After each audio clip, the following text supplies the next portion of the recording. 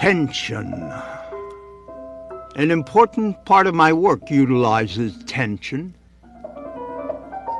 We all know about tension. Tension represents an aspect of the human condition we can't really ignore. In my sculpture, it takes on the form of physical constraint. When I stretch rope tightly over forms or recesses, in a sense, tension becomes visible.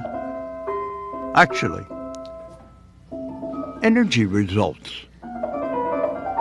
Potential energy, as a physicist would say.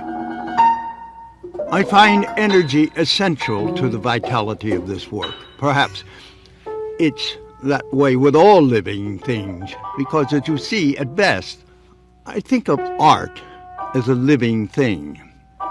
The rope and hardware that I use in my pieces sometimes seems to transcend their utilitarian function. They start to take on their own aesthetic importance. They become sculpture in themselves. I like to think of these fixtures, we'll call them, as focal points. They help in calling attention to forms and recesses that they overlay. These constrictive elements become bonded to the forms of the work. They really become a physical part of the sculpture. I find the process brings energy, an incredible energy, to the surface of my pieces. You know, the human animal is unique.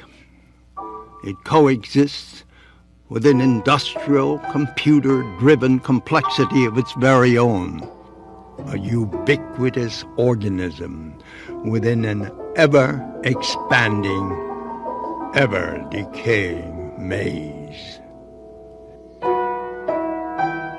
This certainly distinguishes us from the rest of the animal kingdom. This complexity, this coexistence has always piqued my imagination.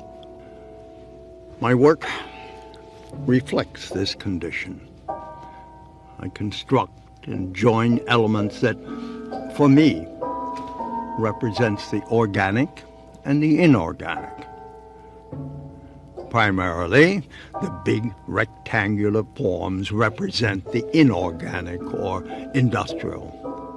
The human or organic is sometimes represented by organic-looking forms, sometimes by drawings of anatomy, or at other times, the viewer's own reflection is seen in dark, mirrored glass. And as both of these elements are placed under the severe force of constriction, all things merge. A single sculptural entity comes about.